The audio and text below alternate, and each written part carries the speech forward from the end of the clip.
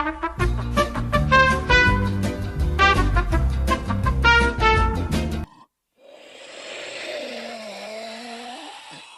split up. Allow me to indulge myself for a minute. This will have been the third time I've turned a school assignment into a video for YouTube. The previous two videos I uploaded simply because I thought they were funny enough to be skits on the internet. This one is a bit different. You see, I really like Studio Ghibli and their films, and while My Neighbor Totoro isn't my favorite of the ones I've seen, it's still important to me. I say it's not my favorite, but I have a painting of Totoro that I did on my wall, as well as a figure and music box, so think of that what you will. I've wanted to make something for this movie for a while, but I didn't know what. But when I got this writing assignment for my college English class, it hit me. Seeing my videos, you may not think I'd be so interested in something like Totoro, but looking at me as a person, I'm interested in more media and mediums than just two video game series such as Peak, Gay People, Hot Steaming Pile of Garbage that I can't get rid of, and of course movies and TV. If you want to know my ranking of the Ghibli films I've seen thus far, Spirited Away is my favorite and everybody seems to think it's the best. Whisper of the Heart is so close to being my favorite, but I just like Spirited Away a tiny bit more. The scene at this part of the movie always makes me tear up. My Neighbor Totoro,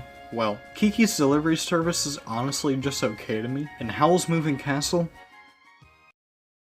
I want to talk about the big Tanuki cat spirit monster thing, so let's hurry along. Also, I really hope Studio Ghibli doesn't take down this video because this is sort of my love letter to My Neighbor Totoro. And my general knowledge of copyright in the US and on YouTube says that movie reviews are of fair use. Also, I've given them a lot of money already, so come on. Anyway, long story short, I like Totoro. Here's a videoized version of a college English essay of why I like the movie. I also got an A on it, which is pretty cool. Enjoy.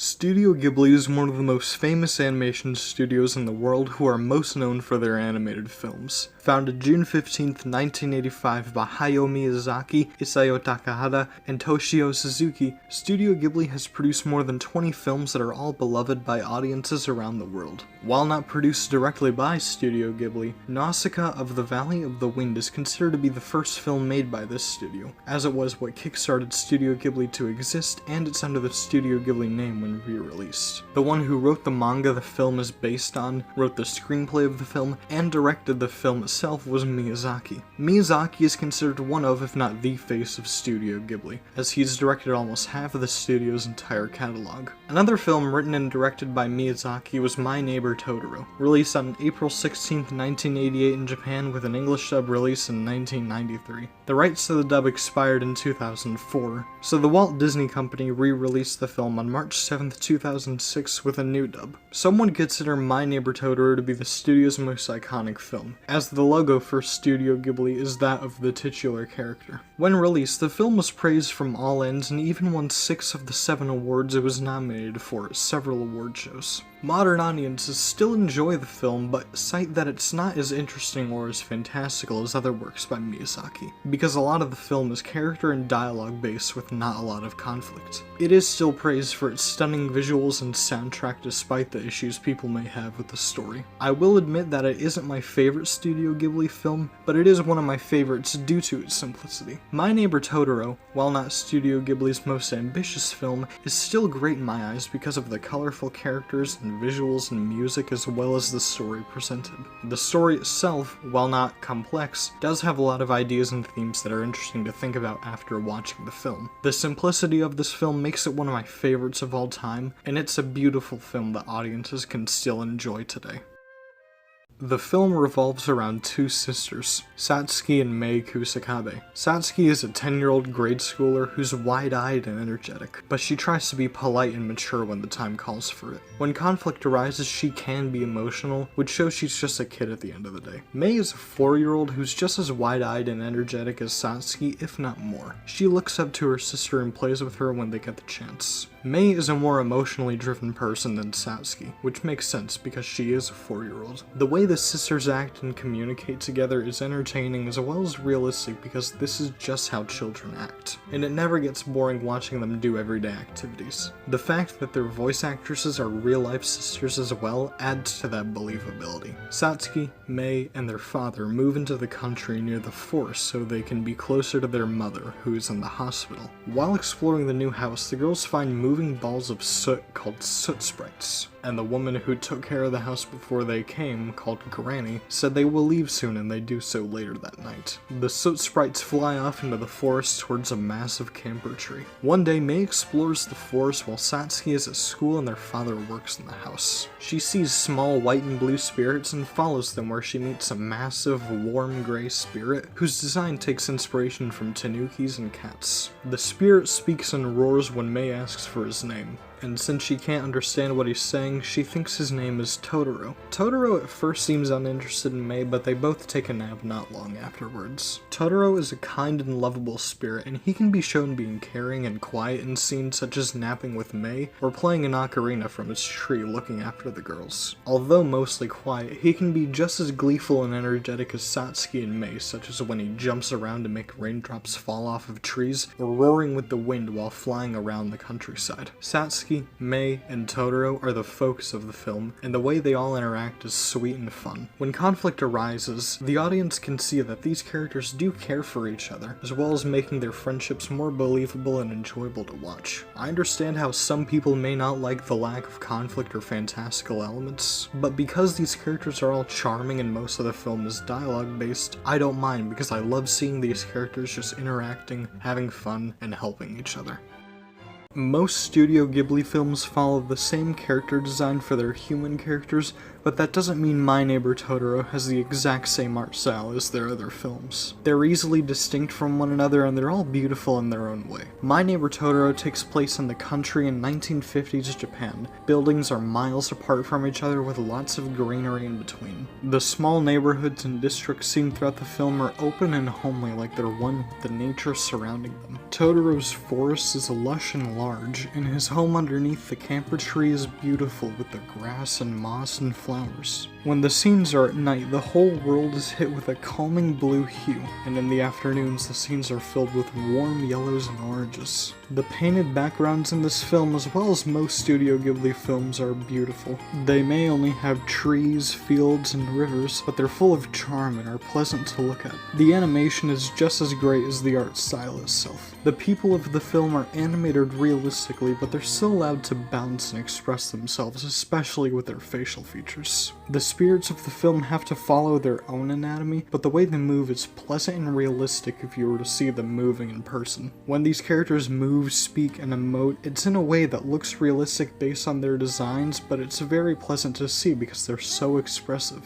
The sound design, as well as the music of the film, is just as beautiful as the visuals accompanying it. The characters are constantly outside, and with the environments being full of nature, it's emphasized even more by the audio, with the sounds of rustling wind or parting grass. There aren't many individual animals shown throughout the film, but there are many instances of birds and insects chirping in the background. The film's soundtrack was composed by Joe Hisaishi, who had collaborated with Miyazaki on other Studio Ghibli films in the past. Hisaishi would describe Miyazaki's work as rich and personally compelling, and Hisaishi adds more to that personal feeling in this film through his music.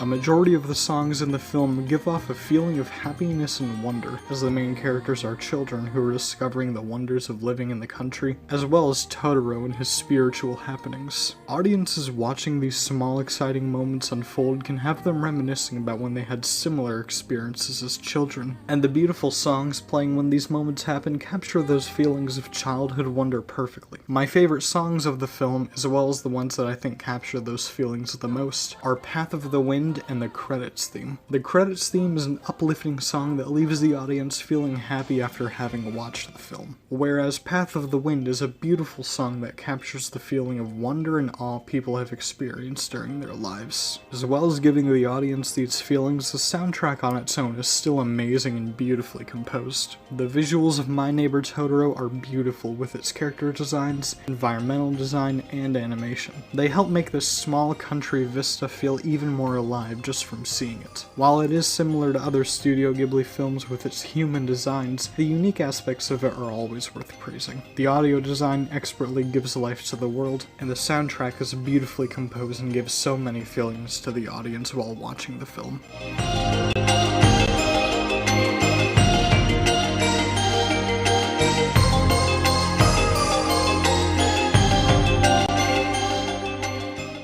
The story of My Neighbor Totoro is small in scope, but the ideas presented throughout the film are interesting to think about. There are many instances that showcase Shinto symbolism and themes throughout the film. Totoro is a spirit who has kami status because of his camper tree having a Shinto shrine. Shinto shrines are said to house kami in the vicinity, which is why Totoro lives in the camper tree. Kami are the spirits that are explored in the religion of Shinto, and they can be forces of nature or one with nature. In the Shinto religion, it is common to greet and thank kami at their shrines after an encounter, which is what Mei and her family do after she awakes from her encounter with Totoro. The religion of Shinto itself revolves around the belief in kami, with many rituals tied to that belief. Another ritualistic example can be shown when Totoro and his spirit friends dance in front of the girl's garden. Shinto as well explores the ideas of animism, with animism being the idea that everything in the world has a spiritual essence. When the girls discover the soot sprites in the house, it shows that even soot can come alive when no one sees. And this is normal to them because of the many animist aspects in Shinto. The Shinto symbolism in My Neighbor Totoro, as well as most works by Miyazaki, can showcase how children could approach these topics. In most of Miyazaki's films, it is children who discover these spiritual beings, and it's by looking through the lens of a child that they understand the worlds most people cannot see. While Satsuki and Mei's father has to enter the shrine to meet Totoro, the sisters find their own way to him. This is because children are not confined to the same views of nature and religion as that of an adult. They find their own way to understand these spiritual happenings rather than a predetermined path. The sisters are shown practicing Shintoism throughout the film, but they still have their own way of interpreting the things happening around them. These ideas don't take anything away from the film if the audience is not familiar with the concepts of Shintoism, but understanding the surface layer of it adds more context to certain moments. The innocent worldview that Satsuki and Mei have also showcase what Miyazaki can do with his films. While adults will take things at face value based on their own experiences, children who haven't had those experiences can understand things that others would not normally be able to grasp.